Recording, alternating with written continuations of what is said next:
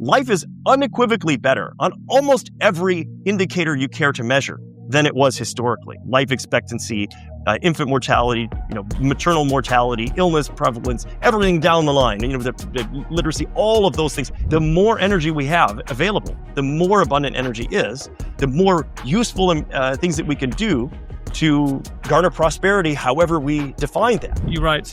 Our environmental issues are not an epic struggle of good versus evil. They are just problems, and problems are solvable with the right tools. Now, for the first time in history, we finally have the tools we need for tackling our biggest environmental challenges. Welcome to Saving the World from Bad Ideas. I'm Mark Lynas, and I've had a few bad ideas in my time. I used to go out in the nighttime to destroy GMO crops, and I also opposed nuclear power. But then when I looked at the science, I found I got it wrong. Oops, I've learned the hard way that none of us are right all the time. So now I'm here to challenge the assumptions that we all too often take for granted, because the future depends on us getting it right. Adam Dorr, welcome back. Thanks so much for having me again, Mark. It's my pleasure, and I'm looking forward to our conversation. And actually today I want to get into the second part of your book, and that begins with a chapter entitled Understanding Technology and Disruption. And all this sounds very capitalist, so to any listeners who are offended by that, potentially, this is a trigger warning, but please do keep listening because you're about to learn something quite amazing. Now, Adam, I think perhaps if we start off with some brass tacks, like just define technology for us, because this is pretty fundamental. Well, the way that my team defines technology is as practical knowledge. So it's a very broad, encompassing definition that we use. We find that's the most valuable because technology doesn't just mean whiz-bang gadgets and gizmos. And even in the narrow sense of tools, it's tempting to think of those as physical tools like a hammer or a shovel or a computer or something like that. But tools are larger than that. Language is a tool. Knowledge of all kinds, and especially that you can put into practice to manipulate the world around you to achieve goals, that's practical knowledge. And really, technology is all forms of that practical knowledge, that know-how. And that knowledge is what empowers us. That knowledge is what has allowed us to reshape really the world around us in line with our values and our goals. So tell us what technological progress is and how this practical knowledge actually compounds, because that's also pretty fundamental, isn't it? Absolutely. I mean, so if you think of a primitive technology, it's a form of practical knowledge that achieves a goal while taking a very, very steep toll in one of many different ways. It can be expensive, time-consuming, energy-intensive, polluting, you name it. All sorts of problems can accompany using a given tool or a given piece of knowledge to practical effect. The better your technology is, the more advanced, the more powerful a technology is, the more you can achieve for a given toll. Or to flip that around, you can achieve the same thing while taking a much lesser toll at a lower cost, with fewer side effects, with less effort, with less energy, and so forth. And so primitive technologies barely get the job done, if at all, and they are expensive in all of the different ways that we might consider something being costly, not just financially. An advanced technology, by contrast, is something that allows you to quickly, easily, effectively achieve a goal with relatively low cost and side effects and undesirable consequences. And the very most advanced technologies that we've got are almost like magic. They're almost the proverbial wave of a wand, snap of your fingers. What you want to achieve in practical terms is achieved, and with very, very low, almost no noticeable cost or consequences that are undesired. Yeah, and that magical attribute of technologies is actually really key. And it occurred to me when I was reading your book that, of course, people are skeptical about future technologies and innovation because the things that are coming in the future are unimaginable by definition because they haven't been invented yet, right?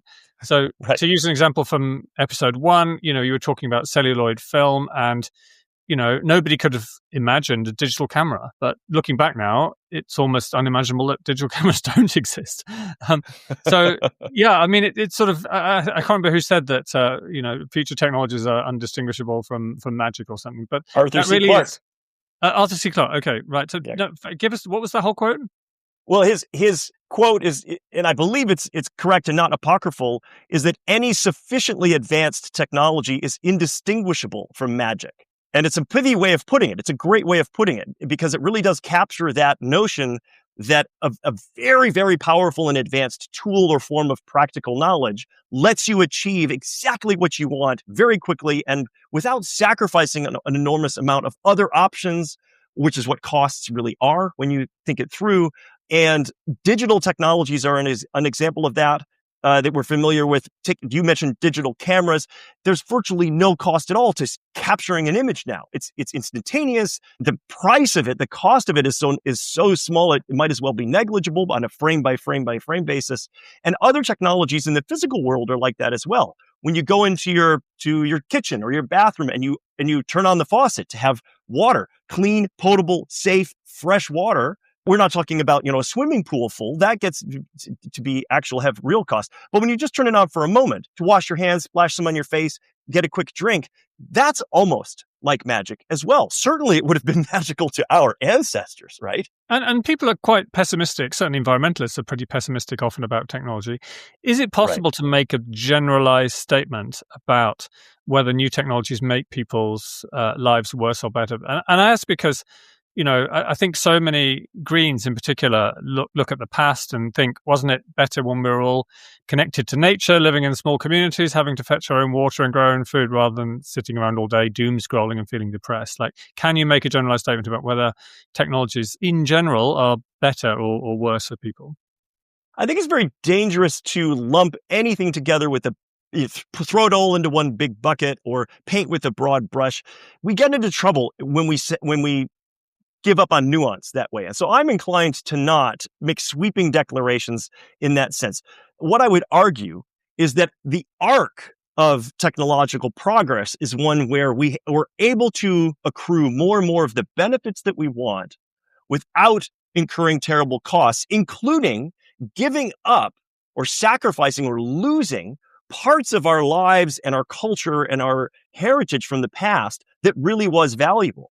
So there's absolutely something to this sentiment that, well, haven't we lost something precious, something really important in the modern era? As you said, if we're all doom scrolling, haven't we forgotten a lot of things that were really valuable and really important about life? And that may well be true. However, what I would argue is that on a case-by-case basis, and when you look at individual technologies, instead of lumping them all together, what you see is that with that practical knowledge, that has given us choice. It's given us options. What it's done is open up new possibilities for us.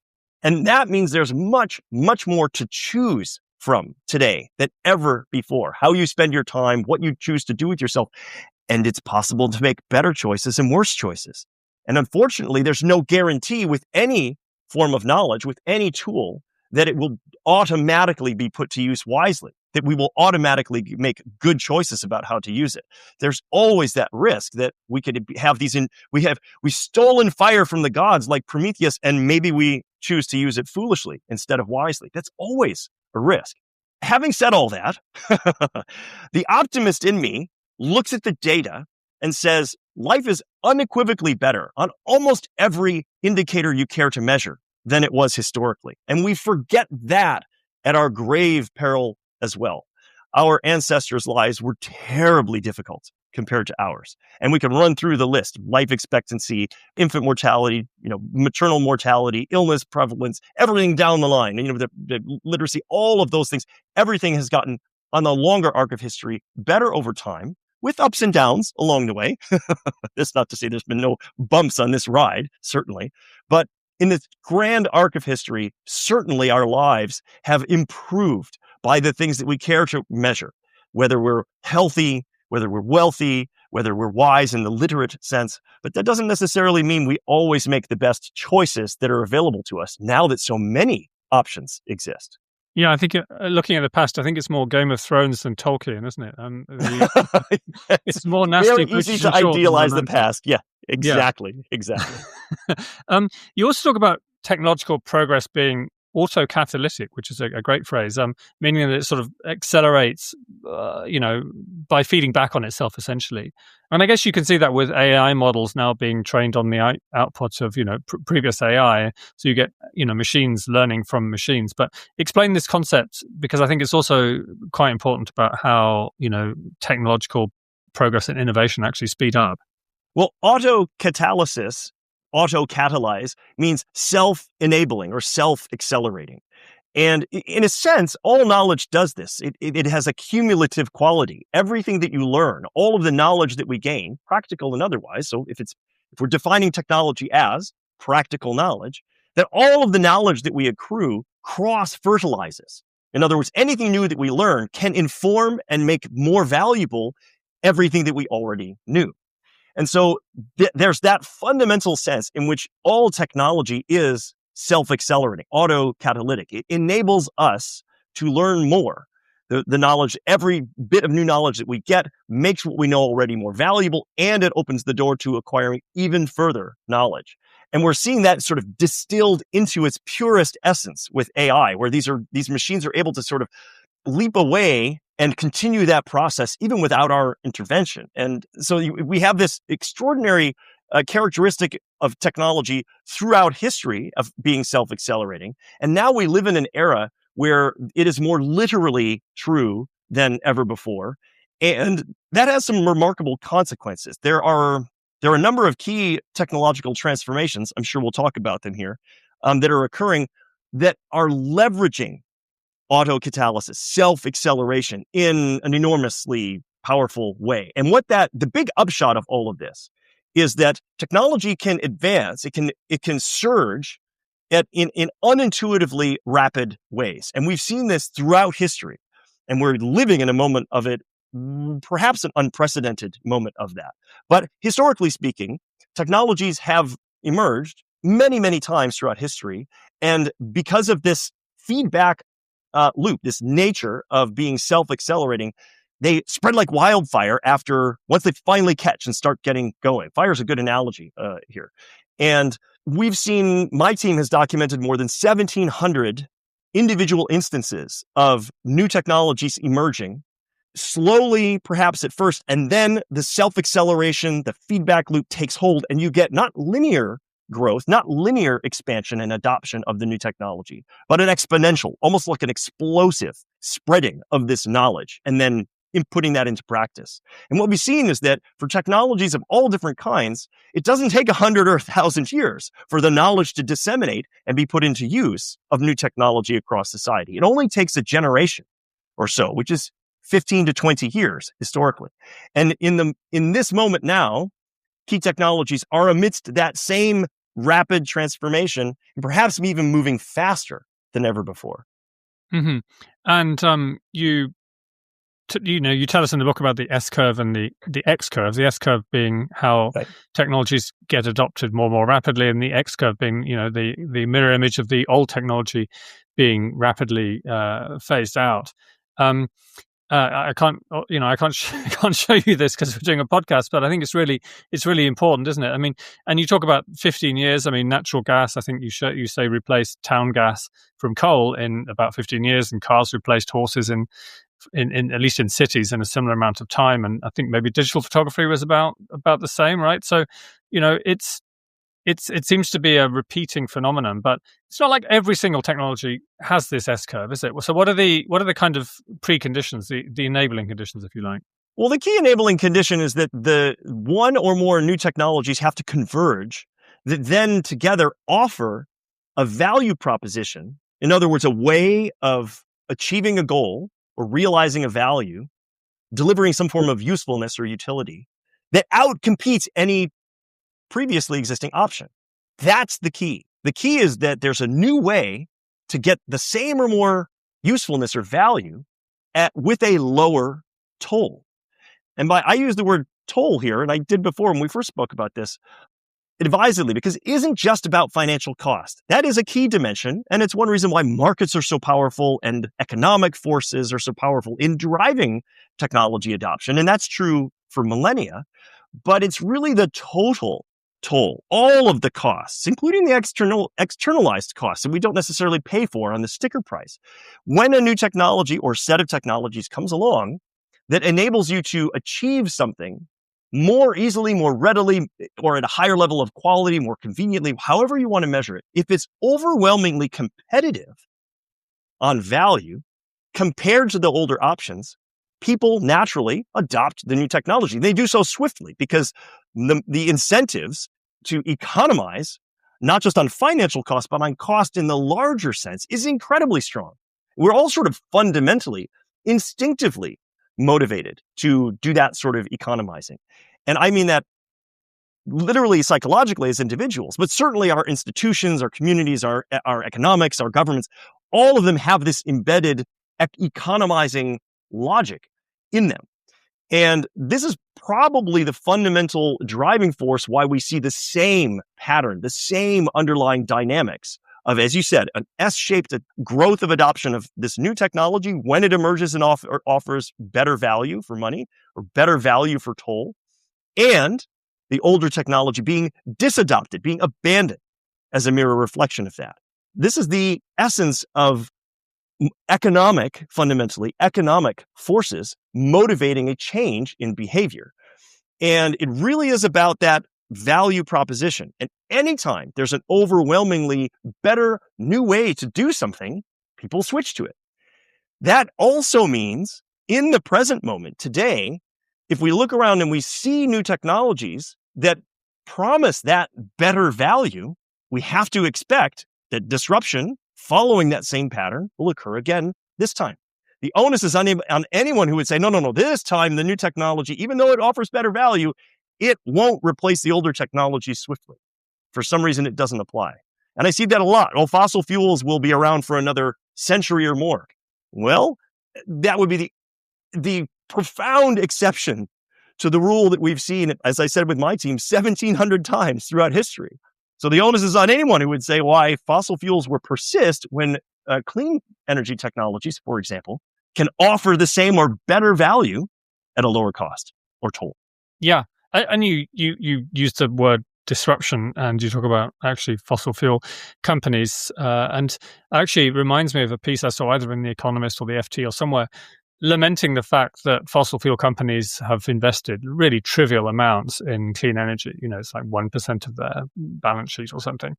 And, I thought, well, that's fine because they're the ones that are going to be disrupted. You don't expect the old dinosaurs and the old technology to be the ones leading the new innovation, right? We very seldomly see that. And this has been well documented. Clayton Christensen wrote the very famous Innovator's Dilemma and analyzed this in detail. Tony Seba, one of the founders of RethinkX, my organization, built upon that earlier set of theoretical work and developed a new theoretical framework that encompasses multiple different types of disruption. So these dynamics are pretty well understood now. And again, the encouraging thing about this is that once we reach that tipping point, that ignition point, and typically what we see is about 5% market share, maybe between 5 and 10% market share that the new technology acquires, then you're off to the races, and that value proposition accelerates itself. It auto-catalyzes itself.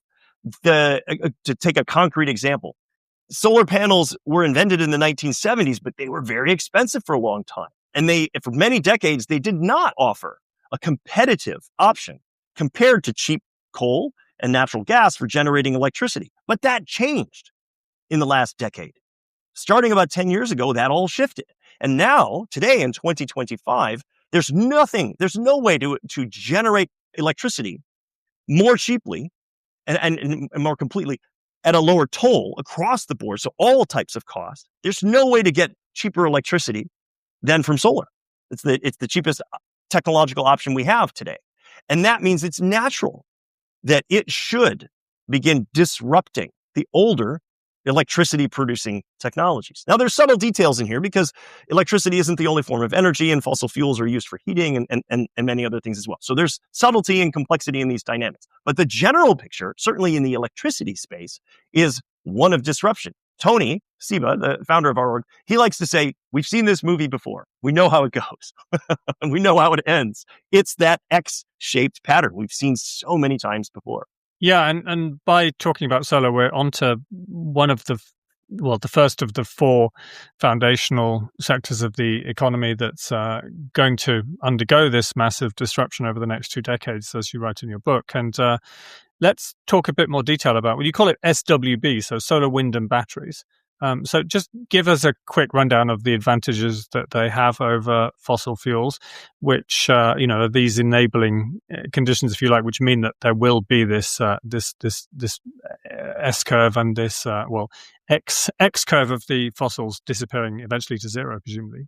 Well, that's right. At this point, it is an inevitability because the convergence of several technologies, in this case, the key ones are solar power, wind power, and energy storage technology, batteries especially, but not any particular specific type of battery. So not necessarily lithium ion versus sodium ion versus other battery chemistries. It's battery energy storage technology in general.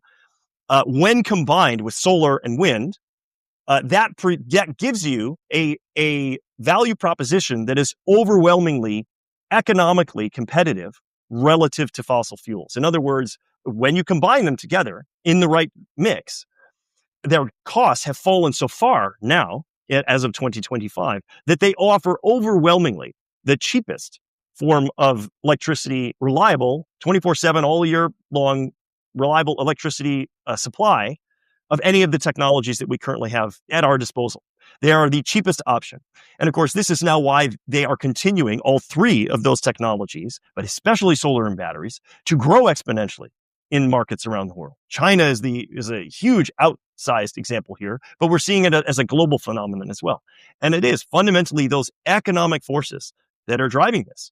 And SWB, they aren't the only energy technologies, and we're likely to see other convergence happen as well. So heat pumps are going to play a large role. Geothermal might emerge to play an important role. Newer nuclear technologies, fusion, for example, if that emerges and is economically viable, that could play a role. But what my team sees, is that it's unequivocal that solar, wind, and batteries, when you put them together, provide this overwhelmingly competitive option. You get the same electricity for a substantially lower cost. And again, cost in the larger sense, the all-encompassing sense. Financial especially, yes, of course, but they're also clean. So that captures an environmental dimension of cost, but there are other dimensions of cost as well. Social costs, the social costs of solar, wind, and batteries tend to be lower than the social cost of fossil fuels, for example. Put all of that together, and you have really what's the makings of a textbook case of technology disruption. What that means is, in any given market, in any given region or location, once you hit at 5 to 10% penetration of solar, wind, and batteries, expect a 15 to 20-year S-shaped growth curve for those new technologies and a corresponding collapse of the older technologies. Now, that's on a market-to-market basis. Globally, it'll take a little bit longer than that because not every place will start their journey up the S-curve at exactly the same time. And that is another thing that's important to keep in mind, that the early adopters, the first movers, will accrue an advantage here. And that's another pattern we see throughout history. Some regions adopt a technology or conversions to suite of technologies earlier than others. And they can reap very large first mover rewards for doing that. We saw that with the automobile. We saw that with sailing. We saw that with the internet, to just pick a few examples historically. It's tempting to contrast the current attitudes of China and, well, the US with the Trump administration on this, isn't it? Yeah, I've commented about this. I've tried to button my lip on this a little bit, but it's so frustrating as an American. So many own goals being made here. We're just, in my view, shooting ourselves in the foot by doubling down on losing older technologies when we should be investing massively in the obvious winners, which are at this point clearly solar, wind, and batteries. And again, I don't want to preclude other what could be new and disruptive technologies further out on the horizon. We should continue investing in R&D and fusion technology for sure. Absolutely deserves that. But it's really SWB that's the center of the story right now. And I'm mortified to say this, but America is not the example to be following here. We're going the wrong direction. And by contrast, China is making many of the right moves, especially with the deployment of solar and batteries. Their growth is truly stunning and has defied really all all earlier projections for what that trajectory might look like. Even my own team's projections over the last decade, and we are notoriously bullish on on these technologies because of our perspective on disruption. China specifically has even exceeded our expectations, and that's saying something. So I think that they are at the moment, they are setting the example that the rest of the world, if it were wiser, would be following. Yeah, and the S-curves are looking pretty vertical. I mean, I looked at the latest chart on batteries, which really only took off in about 2020. But, the current rate of exponential growth is like, literally, it's vertical. And if you follow that up, we're going to be seeing multiple terawatts by the end of this decade, let alone your, 15 years of allotted time for the full disruption. So is the problem of intermittency of renewables, all of the famous hoary old thing about, well, it's, it gets dark and, the sun isn't always shining, the wind isn't always blowing, etc. Is that fully solved now by all the different range of different battery and other storage options? Yes. My team's working 5-6 years ago now, I guess, 2019 and 2020. We published research on this that I think made some important headway on understanding why the combination of solar and wind and batteries together solved this concern about intermittency. So sure, it's a tautology that the sun doesn't shine 24 hours a day, not unless you get into orbit, right? But anywhere on the surface of the Earth, of course, solar and wind are intermittent, and you need to pair them with energy storage in order to have around the clock reliability. The real question was, what is the right way to do that is optimal from a performance basis? And my team showed that we were making false assumptions. We, the scientific community and industry, were making false assumptions about how to think about the mix of those three technologies in an optimal way. And what my team showed is that there's a very unintuitive, nonlinear optimization function. We call it the clean energy U curve because it's a U-shaped function. And basically, the upshot of it is that it makes very, very compelling economic sense to overbuild or to massively invest in solar specifically, complement that with a modest amount of wind, and that allows you, because you've built so much solar capacity, to reduce the amount of energy storage that needs to be paired with it in order to have round-the-clock, all year round secure supply of energy. You can have many different combinations of solar and wind and batteries that will get the job done. But the cheapest one, by far, the cheapest combination, is always on the side of build more solar and less batteries. And for a long time, the assumption was the other way around for legacy reasons in the industry. And this is even more true today as the costs of both solar and batteries have continued to plummet. So we're now at that turning point where this is undeniable. It was one thing to point the finger at my team and say, oh, you guys are nuts in 2020. In 2025, everywhere you look, there's more batteries going up, more solar going up. And that is going to set the stage for quite an exciting future, which I'm sure we'll talk about shortly here too, a stellar future. Yeah, we will. I mean, I even think about this at the household level. I've got some ground-mounted solar panels in a field, and I haven't quite got enough batteries to soak up sort of the peak output in the middle of the day in the middle of summer. But then I sort of think, well, what a terrible waste. I need to get a whole bunch more batteries. And then I look, actually, the whole of the rest of the field doesn't have any solar panels, and that's all getting wasted too. So actually, if solar panels are cheap enough, it does change the whole kind of calculation there, doesn't it? And they're incredibly cheap at this point. For a very long time, it was the panels themselves, or more specifically, the modules that were the key cost. Today, that's not the case anymore. The solar panels and the modules and the components that comprise them are only a small fraction of the total cost of a solar power system. At this point, the labor for installing the system is by far a larger cost than the hardware. That was not the case 20 or 30 or 40 years ago, of course, but that's where we are today. In fact, they're so cheap now that if you were to build a fence out of solar panels, it'd cost you about the same thing as building a fence out of regular pine or Douglas fir wood. I mean, it's incredible how inexpensive solar panels have gotten. And of course, we're also seeing continued progress in the panels themselves. Efficiency of capturing and converting energy in sunlight and converting it to electricity is improving. We have different types of solar panels that are available now. And so you may have heard of thin film ones that can be put on, just laid right on top of surfaces, like windows that are partially transparent. There are a lot of options for solar power generation now. But even the good old fashioned, monocrystalline and polycrystalline panels, those are now incredibly affordable. And that sets the stage for a sort of energy abundance we've never really experienced before as a civilization. And it's a game changer. And of course, renewables generate electricity directly rather than generating heat, which then has to be transformed via steam turbines into electricity, and then you lose most of it through the laws of thermodynamics, as is the case with coal and also with big nuclear.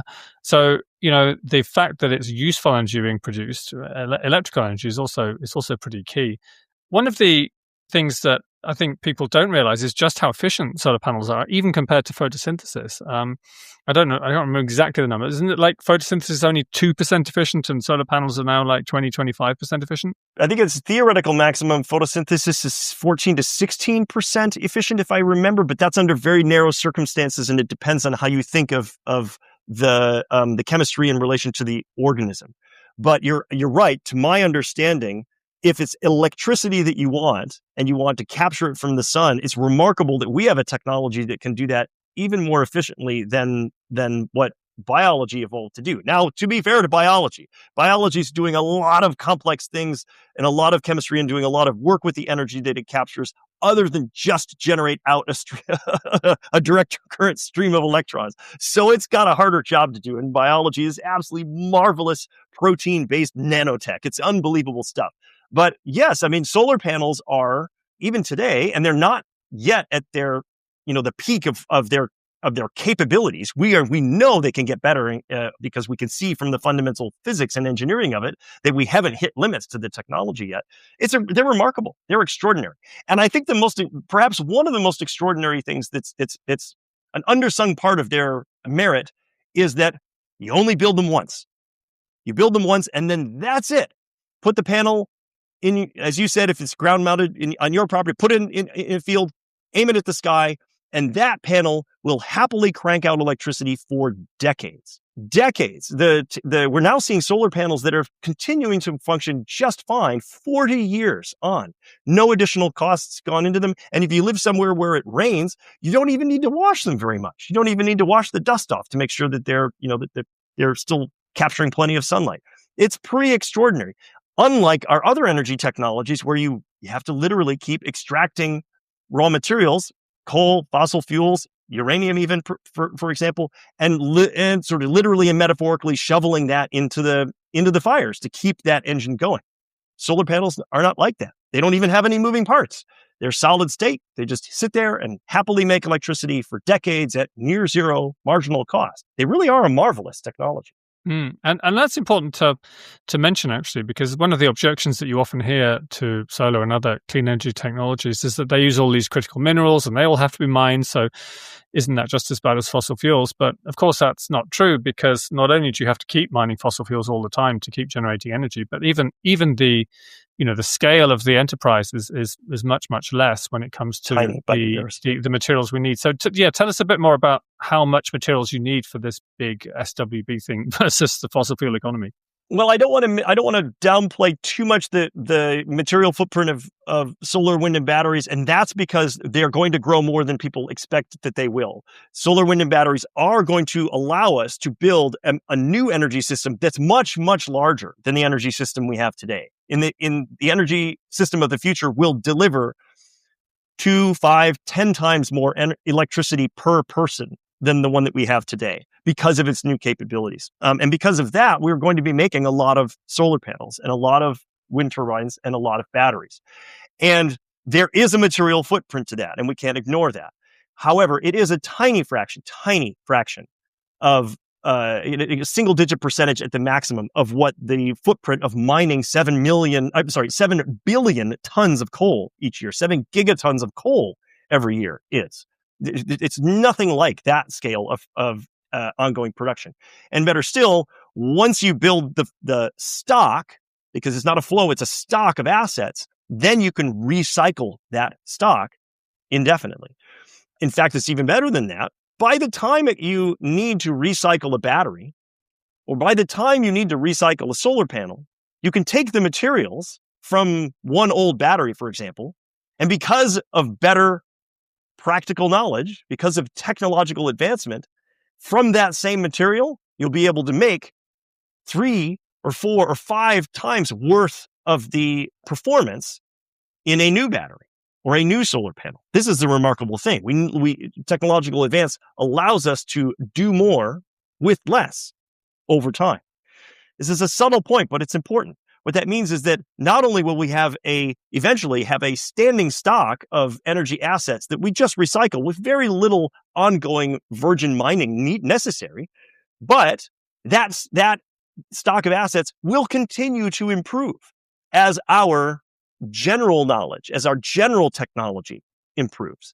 And that's very important as well. This is one of the extraordinary and exciting properties of the new energy system and frankly, the new economic system that awaits us at the end of this set of disruptions. Yeah, and the modularity of, solar and batteries in particular, less so maybe wind, is a real game changer, isn't it? I mean, and I can't see it ever applying to nuclear fission, however small your modular reactors get, or nuclear fusion or geothermal, or many other technologies, but it really does apply to solar and batteries, doesn't it? They can be at like the household level, or even, as you say, wear them on your wrist even, or they can cover 100, square miles of hot desert. And it's the same technology. They're viable at every scale. And this is quite extraordinary.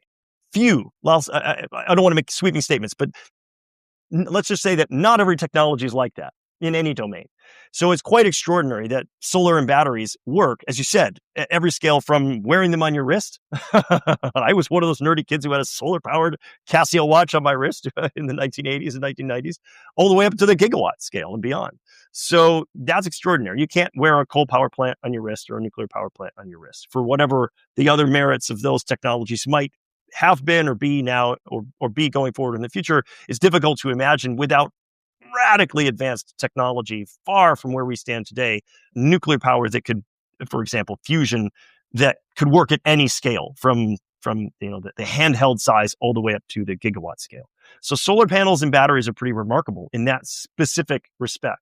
It's another thing that gives them a competitive edge over the legacy energy technologies that they are going to disrupt. Yeah, and the other thing is, I mean, we've all grown up very conditioned by energy scarcity, right? When I started on the climate change thing, it was drive less, turn your lights off, turn the heating down, wear an extra jumper, and all this sort of stuff. And it was all fundamentally predicated on using less energy, and that energy efficiency had to, we always used to say that had to be a huge part of of tackling climate change. Now you're talking about superabundance in energy, and that seems to me to be a totally different concept, which changes everything. So explain a bit more about that. Well, the concept of efficiency needs to evolve. So we're going to need to shift from a mindset of don't waste energy, to a mindset of don't let superabundant clean energy go to waste, because you're going to have it. Find ways to use it because it will be there. And that's a very different type of mindset. You're right. In the past, minimizing energy use made sense because it took such a terrible toll. It was expensive, not just financially, but in every other respect too. Socially, environmentally, politically, even geopolitically, where our oil was coming from took terrible costs, has taken terrible costs in the world throughout the 20th century, for example, and a little bit before and a little bit after with the history of fossil fuels. It's fraught with challenges, and it makes sense. It stood to reason that we ought to use as little energy as possible, that frugality and efficiency in that minimization sense was reasonable. Sure. But when electricity is clean and it's super abundant in supply just by its very nature, when it has near zero marginal cost, when you build the assets once and they just produce this electricity, whether you use it or not, for decades after decade, well, then efficiency has to evolve. It has to mean something different. It has to mean, well, if those solar panels are cranking out electricity one way or the other, and we built enough to get us through the winter because we had to, better find a great ways to use that energy in the summer, or else you are letting it go to waste. And that's a different kind of thinking about efficiency. It's efficiency of use versus efficiency of supply. And it requires a different mindset. I think we're going to have to change not only the way that we think, but also the way that we narrate and the way that we communicate our understanding of our humanity's relationship to energy as we go forward. The great news, the great upside of that is that energy is one of the cornerstones, one of the fundamental factors of production, one of the fundamental enablers of prosperity in general, just writ large across every aspect of our lives. The more energy we have available, the more abundant energy is, the more useful things that we can do to garner prosperity, however we define that. So that's wonderful. What it does is this shift in mindset isn't just sort of a nice thing to have as a product of the technology. That shift also brings into alignment the logic of efficiency with the logic of maximizing human prosperity. And in the past, these two things have been at odds with one another. Using less energy meant giving up human prosperity by definition, because energy is just that important and just that useful. So using less of it always meant a sacrifice in many other ways, historically. Even if it made good sense to minimize its use because it had such a terrible toll, we knew we were giving up prosperity by using less energy, by definition. Now we can, instead of having this sort of zero-sum relationship, we have a positive-sum relationship. We have a win-win where our interests as humanity and our prosperity are aligned with maximizing utilization of the energy that's available because it takes such a smaller toll in all of the different ways that we care about.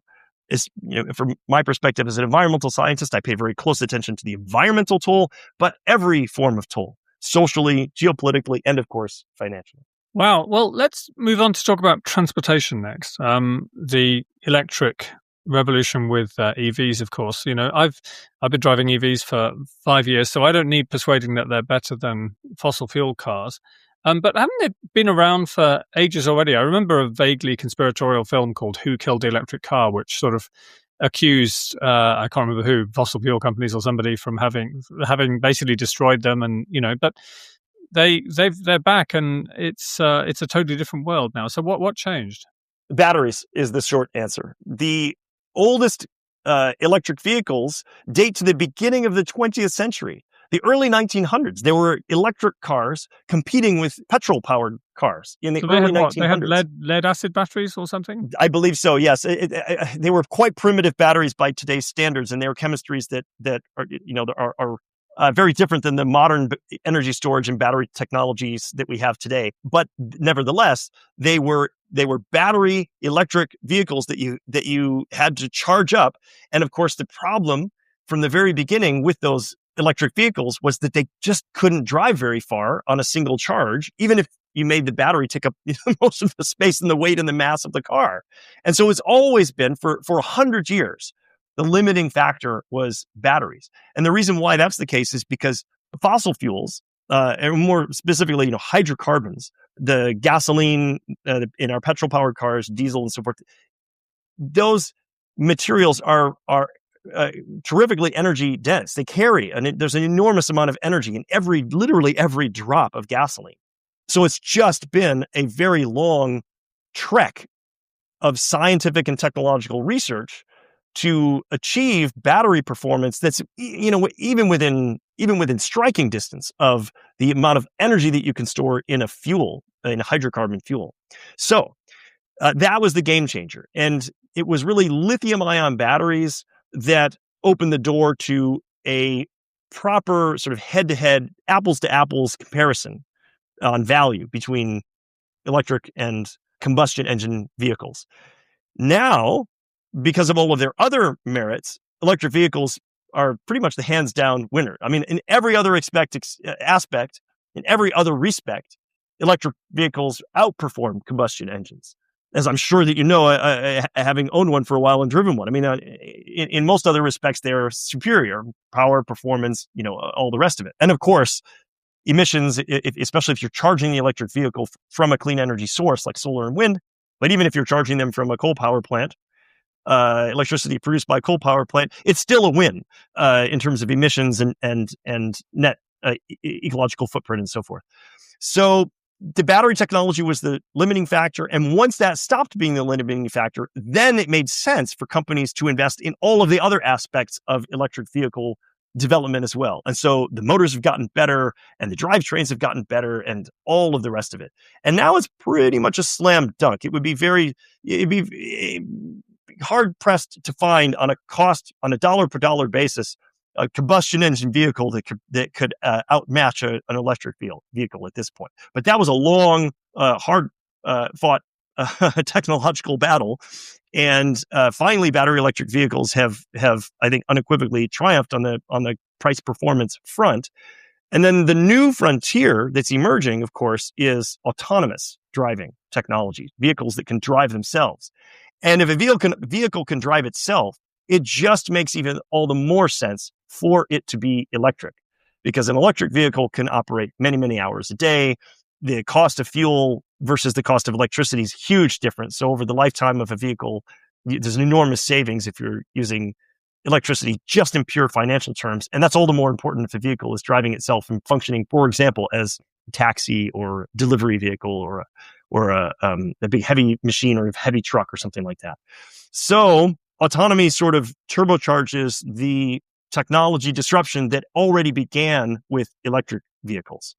And my team, and in particular my co-founder Tony Seba, we've been writing and publishing about that for more than a decade, and it's very exciting now to finally see all of those technologies converging and beginning to offer truly overwhelming value that we can see in those S-shaped adoption curves, especially in leading markets.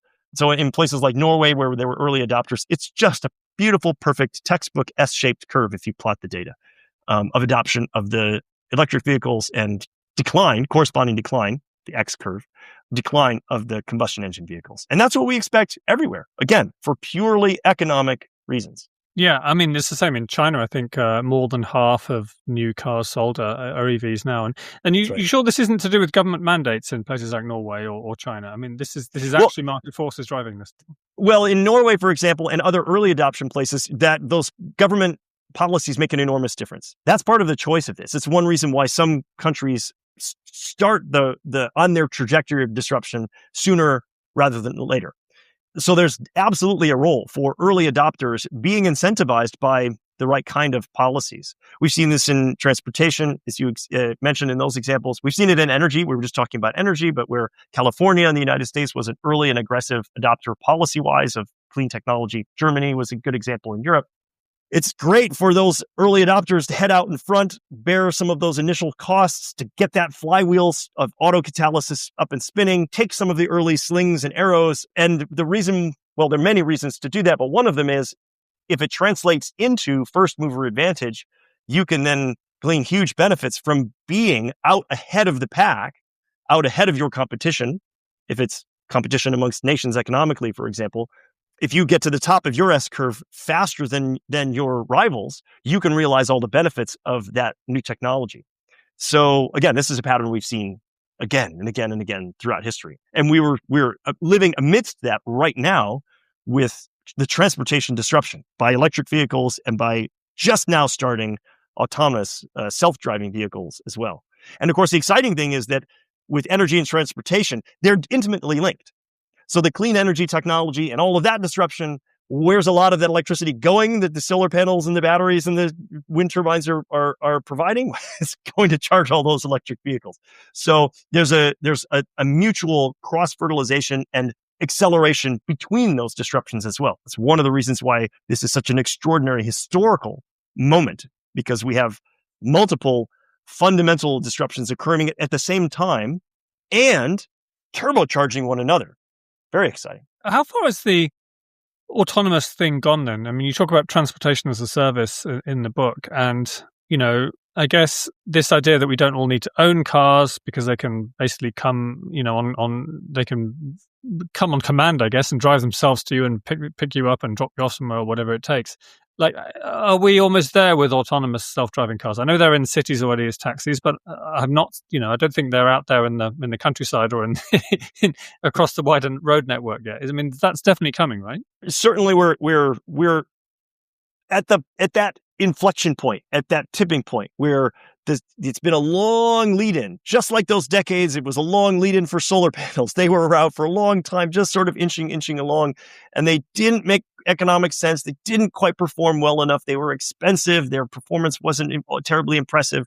And then they pass that critical threshold, and suddenly the growth is explosive. And we expect exactly that same pattern in the adoption of autonomous vehicle technology as well. So it's just now rolling out with hiccups and bumps along the way in a few cities in the world, notable some cities in the United States.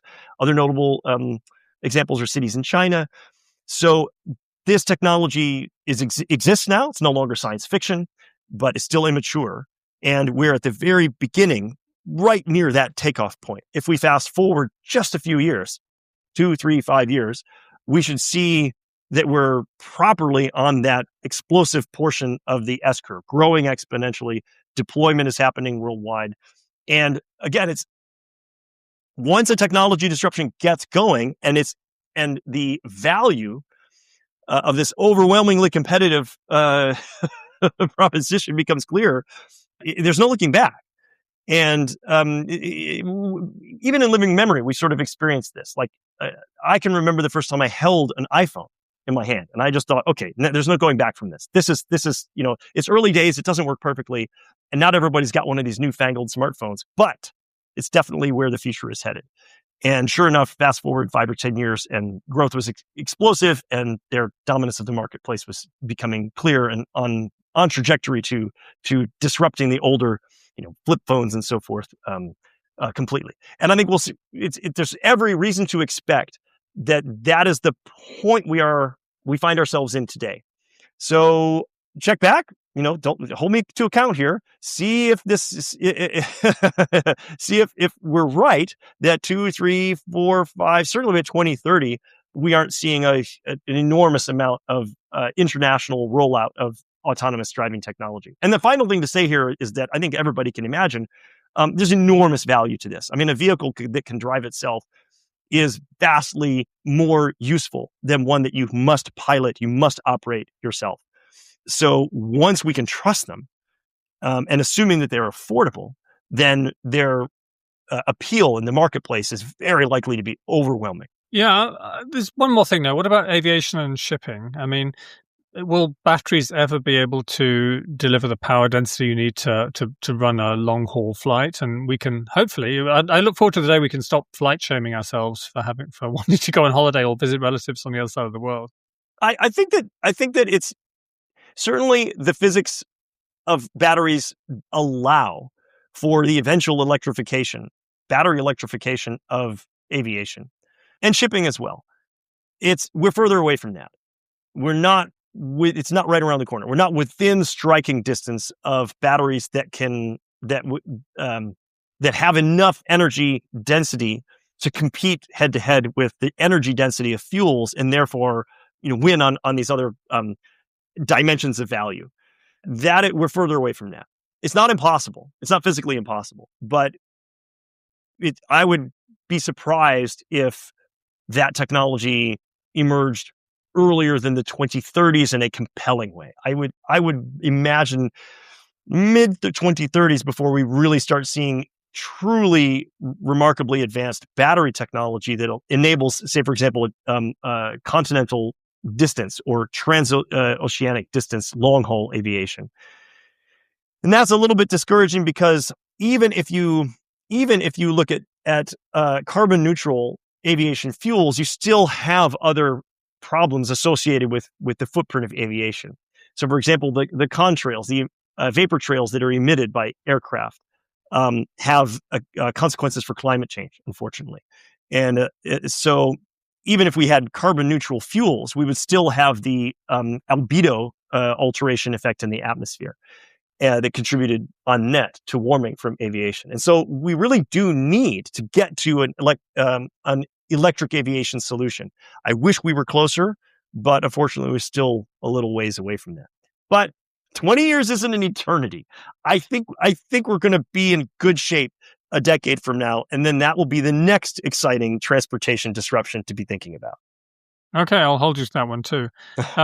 Let's move on to food, though. Food and agriculture. There's two key food disruption technologies: precision fermentation and cellular agriculture. In fact, you claim credit for coining the term precision fermentation, which is quite something. Our team put that moniker. It's a portmanteau. The precision is borrowed from precision biology, and fermentation is this age-old, ancient technology of using microorganisms to alter chemical composition and produce materials that we like ethanol. So for making good stuff. So we're making beer and wine and spirits and bread and cheese. And of course, what would the world be without those things? I jest.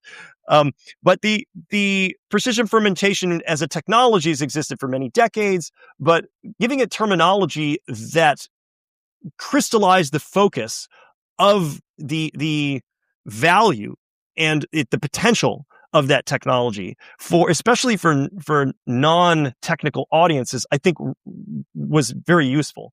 And what it, I think, more than anything else allowed was investment and policymaking to coalesce around a unified concept. And that really wasn't happening up until that point. So it isn't that every new technology or every new piece of research we does needs to have new terms, catchy or whatever, coined to go along with them. What we saw was that the technology was not being framed and understood clearly enough, and the language needed to evolve in order for understanding to evolve along with it, and to bring the non-technical, non-scientific stakeholders into the conversation. And that term helped do that. But it was a complex situation. And with cellular agriculture, it's all the more so. I mean, cellular agriculture is the term of art that the industry has, for now, it seems, settled on. But that was hard fought. Lab-grown meat, fake meat, in vitro meat. I mean, these were all terms that were competing to capture the same general idea, which is rather than using microbes, cells from animals to produce animal tissues and animal products like milk and eggs and so forth. And so cellular agriculture has won out, and that is not a term that my team coined, but that has won out in that particular space for now. But these things are fluid, and language is fluid, and these things could evolve. But those are the two key food technologies that we see as being disruptive on a again 15 to 20 year time horizon. And I'd be interested to talk about the enabling conditions about that make you think that they actually will follow these same S curves, because I'm seeing so much pushback at the moment. Fake meat or 3D printed meat, people saying yuck, and accusing them of being ultra processed. And in fact, the EU now is passing legislation to ban the words burger and sausage if products don't contain meat, which in their definitions are the edible parts of an animal. And producer Rob, actually, by the way, is spearheading the campaign along with a coalition of NGOs to stop this in the EU. So I think, Adam, and you and I can give him a round of applause for that. Good on you.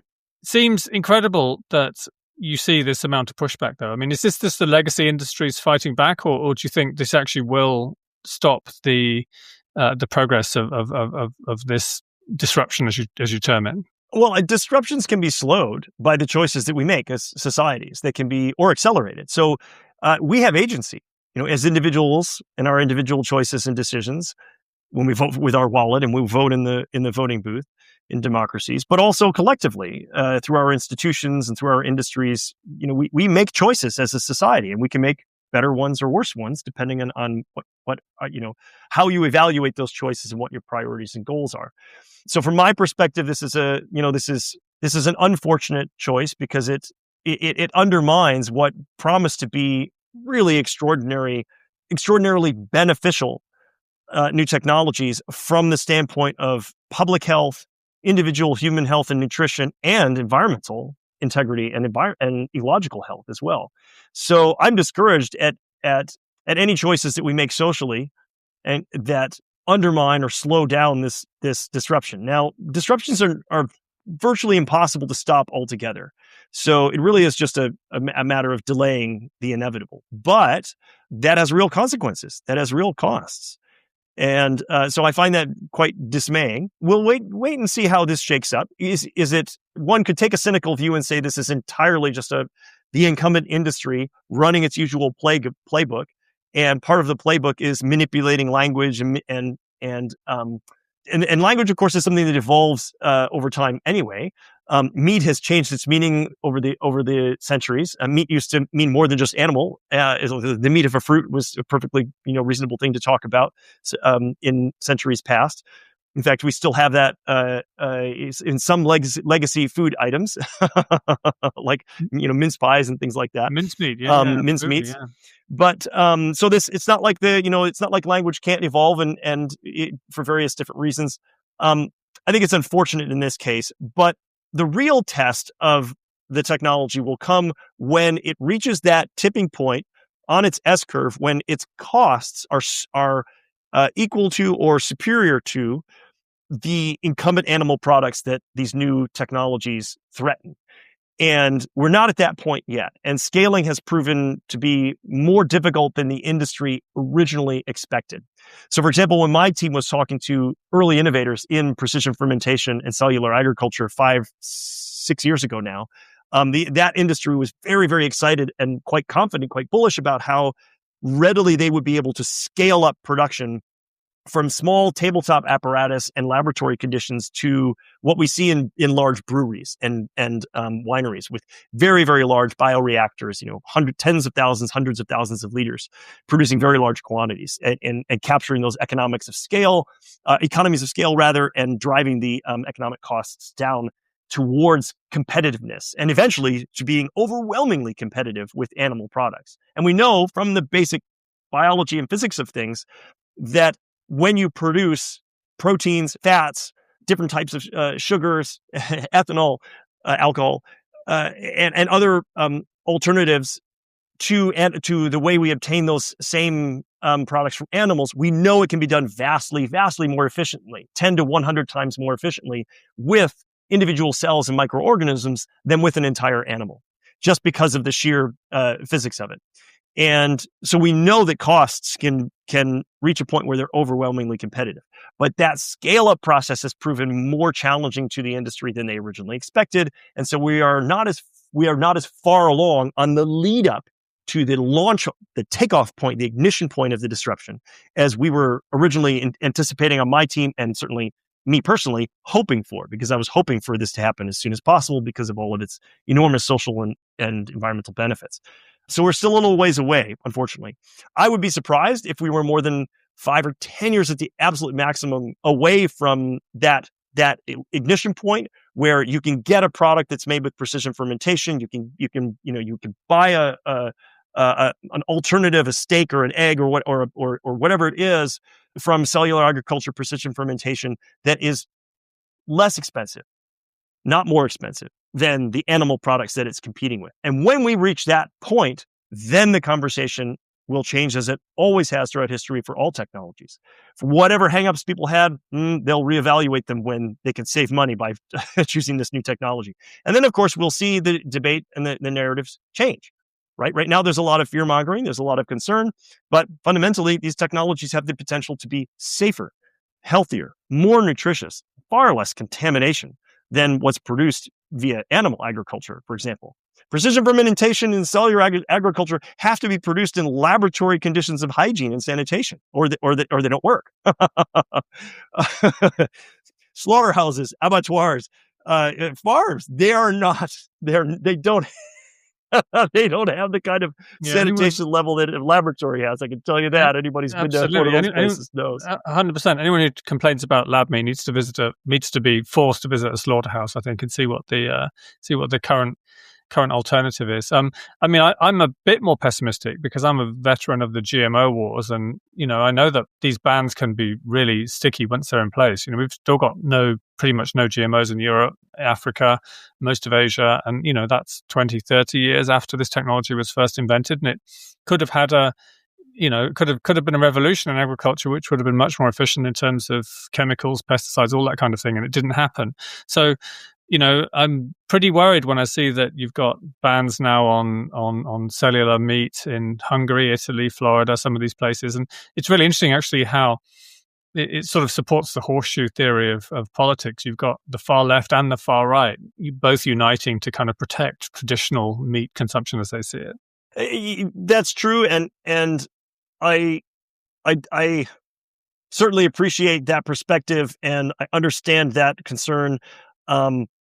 I think I am still going to err on the side of optimism here, and I'll tell you the other factor, the wild card factor here that I think will come into play is that a lot of other transformation is going to happen economically on the same time horizon, and some of the dynamics will change. So, for example, one of the reasons I'm sure for the stickiness of the ban on GMOs is because the influence, the lobby, for lack of a better word, of the traditional farming industry has been very successful. It isn't just, for example, sort of a benighted misunderstanding by the otherwise well-intentioned environmental community that has sort of demonized unfairly and inaccurately and unscientifically GMOs. It's really not that simple. There are conflicts of interest and power structures and incumbencies vying for control here, and power dynamics, frankly, that have shaped a lot of this. And a lot of those dynamics are going to be themselves flipped upside down over the next 15 to 20 years because of other changes that are happening in our economy, especially with the emergence of artificial intelligence and artificial labor. Those are going to be disruptive influences on lots of industries, including traditional agriculture, and so on. And so I think all of that on balance makes me optimistic that society is going to find itself poised at a turning point and will face choices about whether to embrace these new technologies and all of their extraordinary potential socially and ecologically, or whether to retreat from that. And this is part of my larger view of this degrowth versus progress and prosperity dynamic. And I believe that it will ultimately, could be a rough ride, but I believe it will ultimately be the progress, the prosperity, and the optimism, and the setting our sights on a brighter future will win out over the hunkering down, retreating, freezing in place, trying to back away from the challenges of the present, and harken back to an imaginary earlier time, in the past where things were greener pastures in the past, for example. I think that's a mistake, and I very strongly suspect that as the fruits of abundance start to become more and more available, even in things that are not directly related to food, say, for example, energy abundance, I think that's going to allow society at every level, from the individual to the family to the community to the entire nation and internationally, to raise our eyes up from our feet and staring at the dirt and all of our problems and get our eyes up above, being stuck down and discouraged and dismayed and depressed and despairing, and instead looking up and optimistically looking forward. And I really do believe that the potential of these new technology disruptions to alter our mindset collectively in that way will have reverberations across all of these aspects of society and across all industries.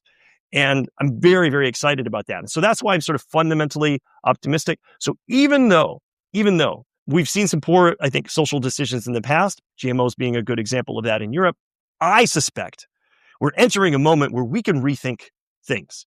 And I think I'm hopeful that we're going to make choices that set our society on a path towards a brighter and more prosperous future, and not one that retreats into the past. I mean, I want to stick on food just for a while longer, because I wonder what you say to farmers or anyone really who's going to lose out in these disruptions? And specifically, there's a dairy farmer down the road from me who occasionally traps me when his muddy cows are crossing the road for milking and I have to wait. And so to be polite, I wind down the window on the car and let him challenge me, because he's found out what I do and he's found out that I support, plant-based alternatives to livestock, even though I tried to keep it a secret locally. But anyway, it's become known, and he always challenges me. Well, what's he supposed to do once we're giving up on livestock? As a dairy farmer, what's he supposed to do with his life? What's he supposed to do with his business? So, while I've got you, what should be my answer to him?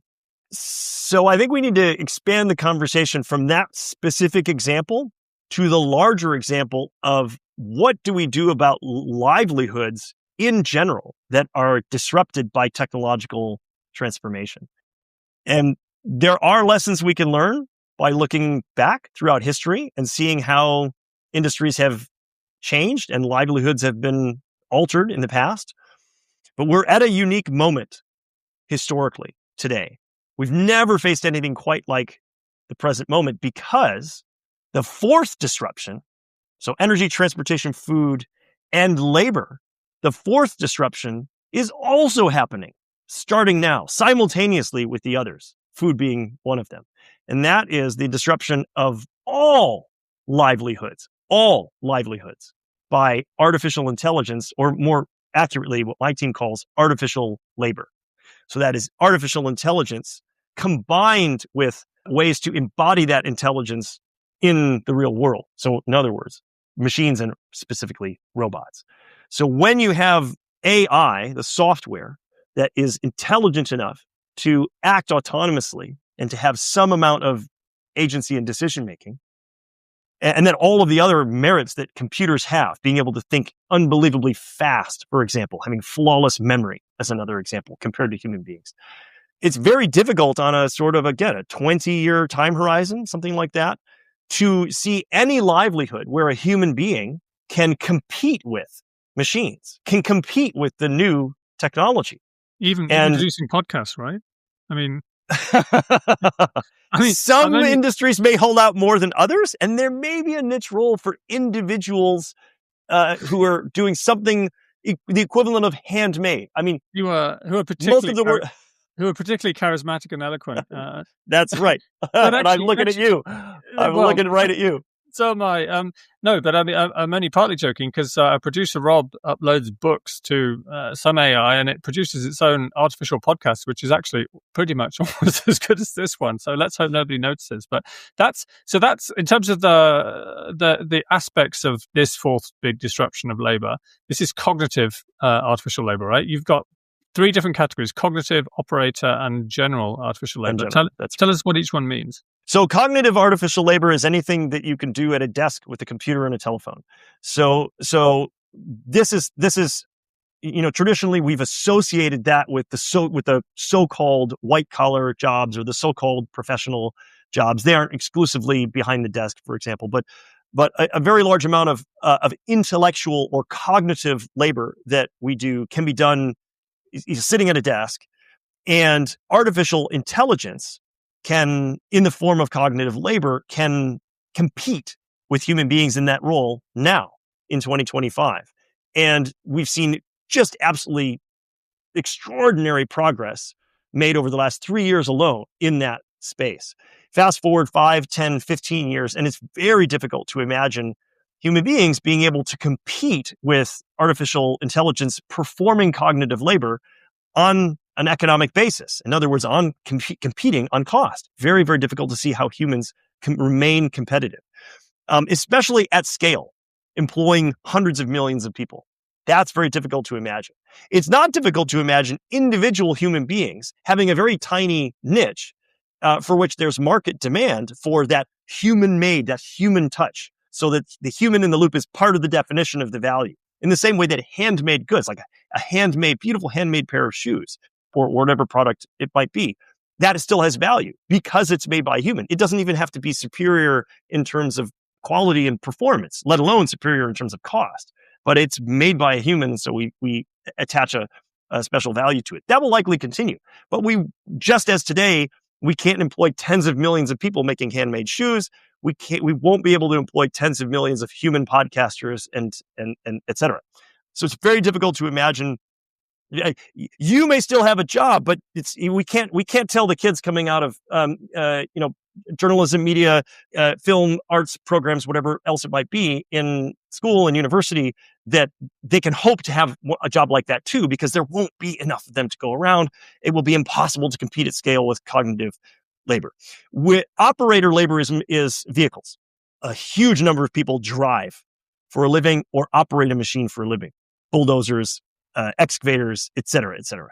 When all of those vehicles, cars, trucks, buses, bulldozers, diggers, whatever else it might be, when all of those things are also powered by AI, when they can operate themselves, well, again, it is going to be very difficult for human beings to stay in the loop and be competitive. And even if there is a role for some people, perhaps one person could supervise, you could imagine one expert heavy equipment operator could be supervising dozens of mostly autonomous or entirely autonomous heavy machines. And if one of them gets stuck, can beam in there, get it out of trouble, and then have it on its way. Again, that just there's no opportunity there to continue employing as many people in the future as we employ today if we have to compete with machines that can work for pennies or virtually nothing per hour. We aren't going to be able to compete economically with that, nor should we have to compete. And we'll come to how all of this changes. The last type of labor is general labor, and that's any form of work that a human being can do that requires interaction with the physical world, with your hands, with your body. So plumbers, electricians, builders, contractors, carpenters, anything like that, anything where you are out walking around and you can't do your entire job from behind a desk. AI embodied in robots of various different kinds, very likely, especially humanoid form robots to begin with, but it could be others as we go along. Again, same story, the same exact pattern. Impossible to compete with, and not enough specialized opportunities left for humans to remain in the loop. That's all of us. That's all of us except for a tiny percentage that's a rounding error, who managed to continue to have employment. The rest of us, what are we going to do? We aren't going to be able to compete with the machines. We're going to have to rethink everything about society. And so to get back to the dairy farmer that I believe it was dairy that you mentioned, that was coming by with this herd. What do we say? Well, everybody's in that boat. We're all in that same situation. How do we continue to have the livelihoods, any livelihood, number one, or do we? Or is it a completely new world that we're headed into, where it really is a matter of choice about what we do? So as alarming as all of that transformation might seem, there is an enormous potential upside to all of that.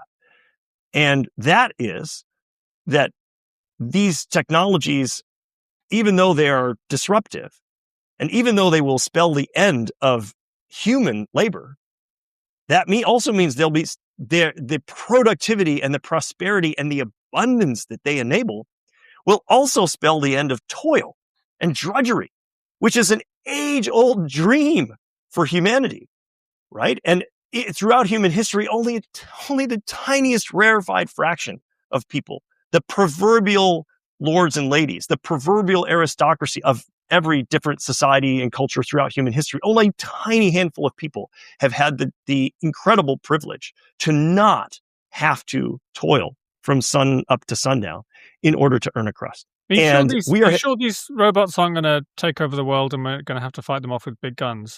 That is a separate question. Every dystopian movie that's ever featured. The Terminator scenario, that's a separate question. We're there, and I don't want to dismiss that, but it's a separate conversation. The risk that these new machines could pose, it's legitimate, it's genuine. I don't want to dismiss it, but it's a separate conversation from the economic question of how do we onboard the labor picture of it. And I'm optimistic on both fronts. Let me say that to start with. As for on the labor side of things, let me cut to the chase and say fundamentally why be optimistic about this. Well, the simplest way to put it is that if you have enough energy and you have enough labor, if those two things are abundant and clean, then everything else downstream of them. All links in all supply chains of all goods and services are downstream of those two fundamental factors of production, energy and labor, which go into absolutely everything. If they become cheap, too cheap to meter, near zero marginal cost, if they become super abundant in supply, and if they are clean, which the technologies we see look to be, then that lays the foundation for everything else becoming extremely inexpensive and clean as well, because it's all downstream of those two fundamental inputs. What that means is that super abundant energy, clean energy from SWB primarily, and super abundant labor from machines, artificial labor, those are the ingredients for a new kind of world that is ultimately rooted in super abundance and prosperity, not in constraints, not in scarcity, but in abundance. And what that means is that even though we aren't the ones producing the goods and services of the economy, they all still get produced. And not only that, in vastly greater supply and for vastly lower cost, and very likely at higher quality too, because machines never take a break. They never get distracted. They don't come into work hungover. They don't bring their marital problems onto the job. None of the rest of that stuff. We can expect just, an improvement in cost and capability and quality of all products and services across the board as these two fundamentally enabling disruptions unfold. That is worth being enormously optimistic about. So we're headed into a world of fantastic abundance. And by the way, that also means, let me speak as an environmental scientist and as an environmentalist and advocate lifelong, that also means hugely expanding our capacity to mitigate environmental impacts and to restore environments and ecologies that we've damaged in the past. Abundance is the key to those solutions as well. So it's an incredibly bright and optimistic and promising prospect. But tell us how we all make a living. Yes, that is our fundamental challenge, Mark. Put your finger exactly on it. That's it. That's our challenge. So with this enormous potential, how do we make the right choices? How do we choose to live in a society where we don't decide who is prosperous and who is not based on their job or based on what they own, based on their capital or based on their labor? How do we decide? How do we as a society decide who gets what? Well, I'll tell you one thing. It becomes a lot easier to decide amidst abundance than amidst scarcity. If there isn't enough for everybody to have what they want, if we all come together and sit around the table and there isn't enough for everybody to eat, if there isn't enough for everybody to have as many servings as they want of every dish because there isn't enough food on the table, that's a tough situation to be in. And that has been our world for millennia. Scarcity. And we have had to find ways to allocate. And one of the greatest triumphs that every society's managed is to figure out a way to do that allocation without tearing each other's heads off, without violence, and somehow managing to accept terrible disparities in our societies without violence. This is an astonishing accomplishment that human civilization and human cultures the world over have managed. But it's not optimal. It's dreadful. And we no longer have to live as though we're condemned to that for eternity. We're entering a new era where suddenly there could be enough at the table for everyone. And just to make this clear, I mean, we've had the price mechanism as a way of allocating scarce resources in economies to date, and your money has come in from your wage labor, in making these goods to start with. And this all changes if money isn't coming to wage labor and there's there's an absence of scarcity in terms of actually the actual resources we all need to live from. So what do we still need to allocate? I mean, what are the fundamental decisions that the economy still has to make? Okay, so this is where rubber meets the road, and this is where I am the first to tell you I don't have the answers and nobody has the answers. We hear proposals, negative income tax, universal basic income, universal basic services, universal high or luxury services, et cetera, et cetera. Nobody knows. And there's a world of difference between the end result, where we have achieved, thanks to the technologies and the disruptions we talked about, a new state that is abundant in all these respects. There's a world of difference between arriving at that shining, city on the hill and the trek, the journey from here to there. We have a long way to go to get from here to there in one piece as societies and as a global civilization.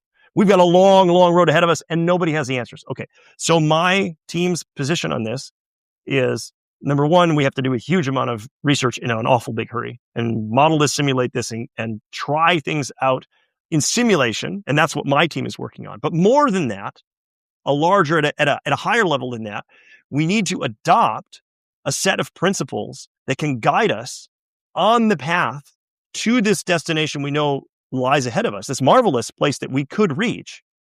But we have to be humble about it. We have to be guided by principles like understand that we're going to fail. And so don't punish failure when you experiment. And experiment like crazy. We need to be testing and piloting policies, programs.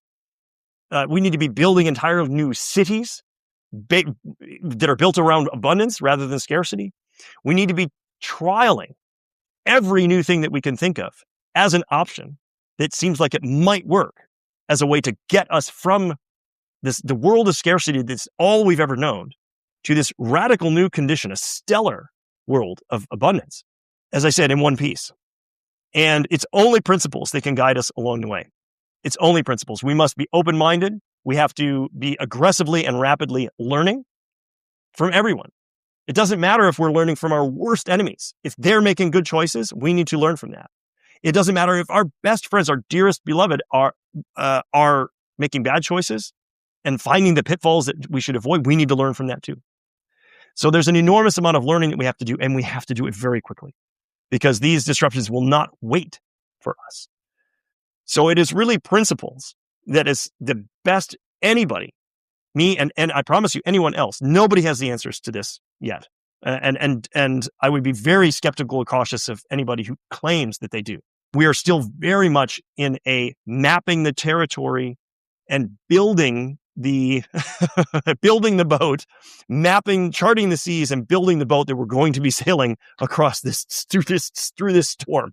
That's where we are today. Right, unless we push the stop brake. I mean, there were various statements signed a few years ago, weren't there, about AI as an existential risk, and we should call a moratorium for 6 months. And that sort of seems to have gone away. I did invite Jeff Hinton, who's quite I think he's the kind of father of AI in many ways, on the podcast, and he said, no, thanks. So I couldn't ask him this question. So I'm going to ask you, what about the AI as an existential risk question? What's your take on that?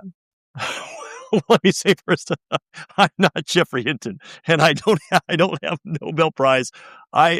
So I can only speak to my own perspective and share my team's view on this. But I encourage you, ping him again and see if he changes his mind. He'd be a great person to talk to. I believe that there is cause for optimism as well as pessimism here. I'll give you an example to think about because it's good for comparing and contrasting. Nuclear weapons, when we've developed them, they were an absolute game changer. And we knew as we were developing them that they posed an existential risk to humanity, to our world.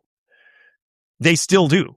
We're not out of the woods on nuclear conflict, even still. I know that. I wrote a book on it. So yeah, yes.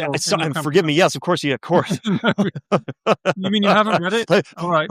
Let me tell you a little something about this. No, I'm sorry, Mark. Of course. So, but what was different about nuclear weapons versus artificial intelligence is that nuclear weapons have far fewer clear, direct upsides. There are upsides. I don't want to say that there are none, but artificial intelligence holds out this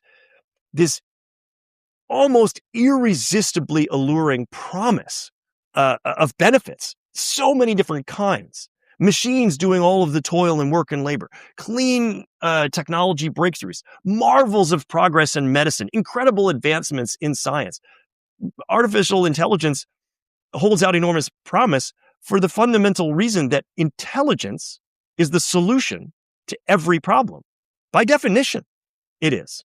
If a solution to a problem exists, it is a function of intelligence and knowledge. So intelligence that exceeds humanity, super intelligence, or vastly more capable intelligence, or simply human level intelligence operating at a million times the speed that humans can, because it's working in silicon in huge, gigantic terawatt data centers, and and not in the 20-watt meat computers inside our heads. That alone means that problems could be solved, and very likely will be solved, that would be formidable challenges for us mere human beings. And so the promise of artificial intelligence is staggering. There's a mix of promise and peril here that was not so difficult it was clearer with nuclear weapons. But we face, so that's the contrast.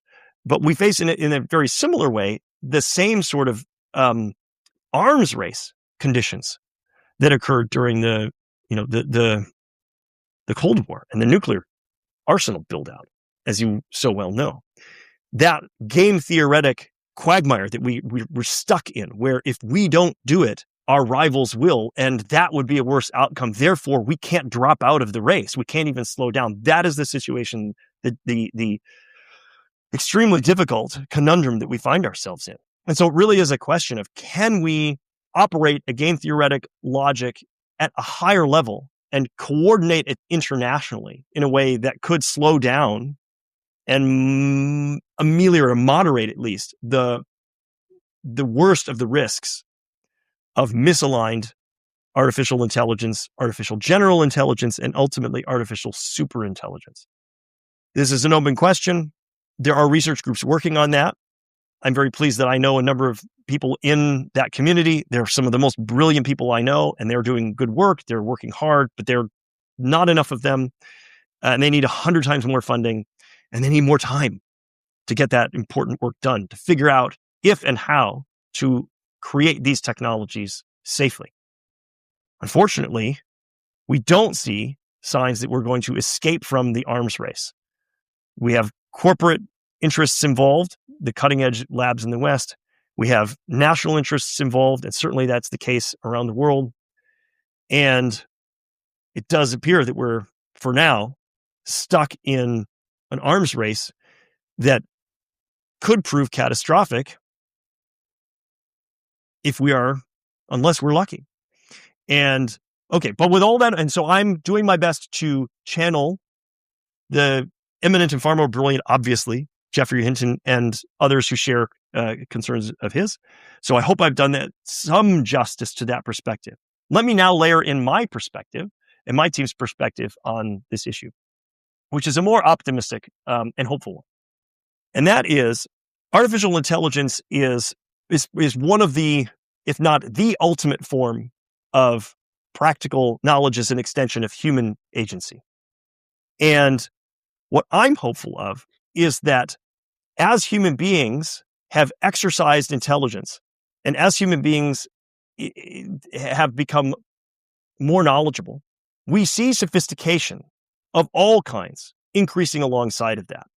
So as our technology and our power to manipulate the world for better or worse, for good or ill, has grown, so too have all of our other human faculties, our other capacities.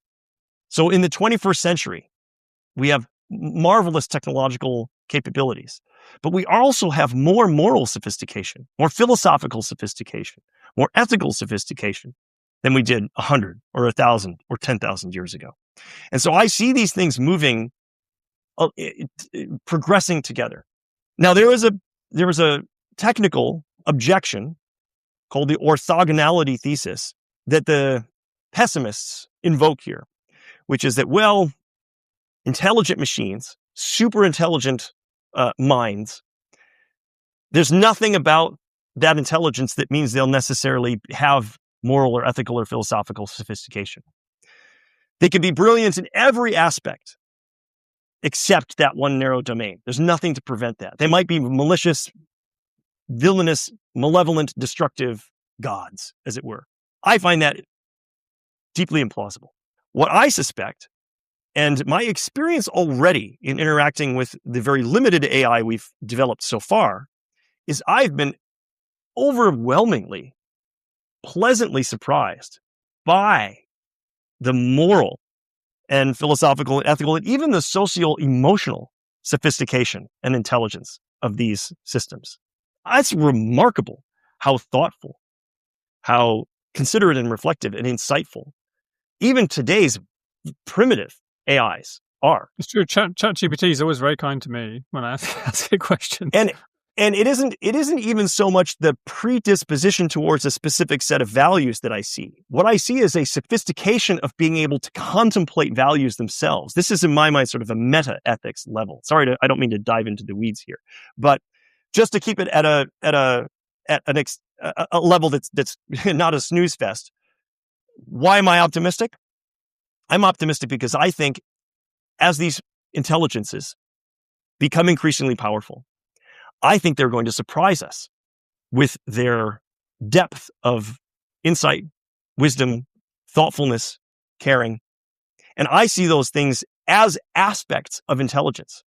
And this comes through in my fiction work. So it doesn't come through in my scientific work, but as a science fiction author, when I write about superintelligence, one of the hypotheses that I'd like to advance in that storytelling is that thoughtfulness, kindness, compassion, magnanimity, mercy, and of course, morals and ethics and philosophy, these are all facets of what it means to be intelligent and capable as a mind, any kind of mind in our world. And I'm quite excited. I'm quite encouraged to think what a superhumanly, superintelligently, superhumanly compassionate, superhumanly thoughtful, superhumanly caring entity might be like. I see no reason to suspect that the handful of narrow domains that we're concerned about machines having a terrible deficit in are likely to be plausible. I'm not saying it's impossible, but I would be surprised if machines that are vastly more intelligent than human beings in almost every way are foolish and cruel and thoughtless and short-sighted in the set of ways that we really care about, which is how can they coexist and interact with other intelligences in constructive rather than destructive ways. I think superintelligences will find ways to do that we marvel at. And so that is why fundamentally I remain optimistic. You really are an incorrigible optimist, aren't you? I mean, you need therapy or something. It's unusual and quite refreshing. But on the you write quite movingly in the end of your book about how kind of contingent and lucky it is that we exist, intelligent life exists at all in the universe. We probably are alone in the universe, and if we want to, expand our consciousness and get to a stellar level of actually exploring the cosmos. I mean, AI has to be one of the vehicles whereby that's done, because, biological machines with a lifespan of less than 100 years aren't going to get very far, even traveling at the speed of light. So, do you put these two things together and think about how, the rise of AI does somehow change our position in the universe? Absolutely. And I mean, this is something that I've been thinking about, contemplating, dreaming about, really, since I was a young boy. I've always been captivated by science fiction. I've always found it irresistible to look out at the stars and wonder what our future might hold and what our role in the cosmos might eventually be. And as you said, it's the rest of the universe is fantastically inhospitable to biology.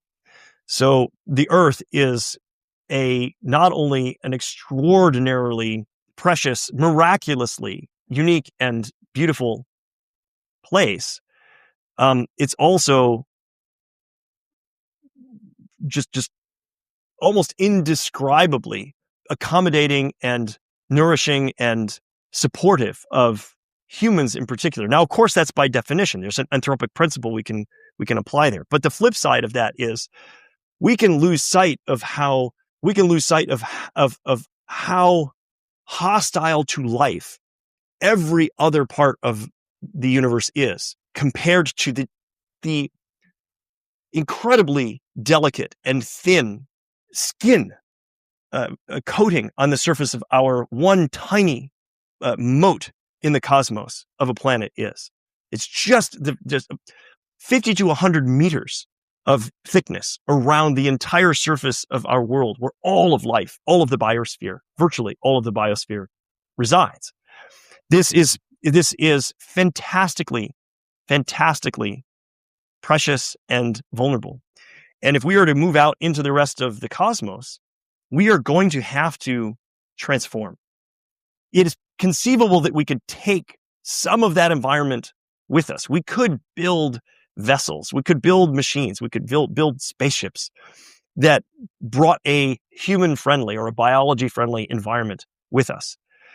But there are enormously formidable challenges associated with that, even with extremely advanced, properly science fiction technology that remains, many, many, many decades away.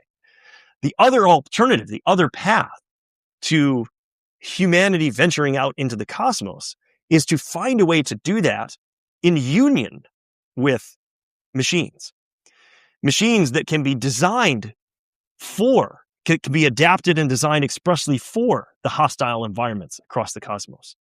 And so that's an exciting prospect.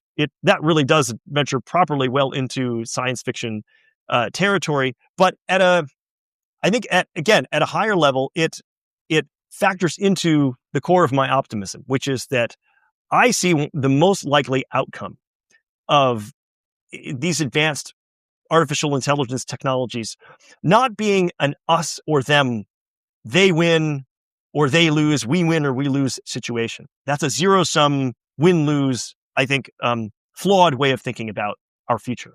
I think our future, here on Earth and across the cosmos especially, lies in the merging and the union of humans and AI, humans and machines. I think that there are potentially beautiful, harmonious synergies and syntheses to be found there. And so this is part of what I explore in my fiction, in my science fiction work that I do. Wait, does this make you one of these crazy transhumanists? No, I don't think that's the right way to. I don't think that that's the right way to think about it. A better way to think about it is with examples. I think our future, let's just say, I think our future looks a lot more like Star Trek than it does like the Terminator. That's probably a much simpler way to put it. And it could be that I'm just an old-fashioned, silly, romantic kid from, born in the 1970s and grew up in the 1980s. But when I look at what the technology is capable of, and I look at the kind of choices that we could make enabled by that technology, that is the kind of future I think many, perhaps most of us would choose. And I see no reason why intelligent machines wouldn't find a future more like Star Trek more interesting for them as well than a future that for them looks like the Terminator. Well, what a place to end. And I want to end actually with a quote from your book, which I think sums up your philosophy, which I have to say, by and large, I do share wonderfully. And it's so important. And I'll put my reading glasses on since I'm getting old, so I get this right. So to quote, you write, "Our environmental issues are not an epic struggle of good versus evil. They are not an inescapable feature of the human condition whose woes we are fated to suffer forever. They're not a punishment from God for our hubris, for which we must atone with abstinence or ritual sacrifice. And they're not an unavoidable price we must pay for the indulgences of our modern quality of life. They are just problems, and problems are solvable with the right tools. Now, for the first time in history, we finally have the tools we need for tackling our biggest environmental challenges." End quote. So, amazing piece of writing and an amazing book, and it's called Degrowth Delusion: Dispelling One of History's Truly Terrible Ideas, which I think you've done admirably, Adam, over the course of this historic and very lengthy double bill in a fantastic and compelling way. So not only have you helped save the world from a bad idea, but you put forward the alternative in a way which is incredibly optimistic and inspiring. So, Adam Dorr, thank you so much. Thank you so much for having me. It's been a privilege. Thank you. Thanks so much for listening to Saving the World from Bad Ideas, a We Planet podcast. We Planet's a movement of citizens and scientists dedicated to defending the science and solutions we need to save the world. Please do subscribe and share a nice review. It helps us spread the message. We'd also love to hear your feedback and suggestions at our email, podcast@weplanet.org. Please also join our podcast mailing list and we'll let you know when a new episode drops. Just go to savingtheworldfrombadideas.org or weplanet.org/podcast right now. See you next time.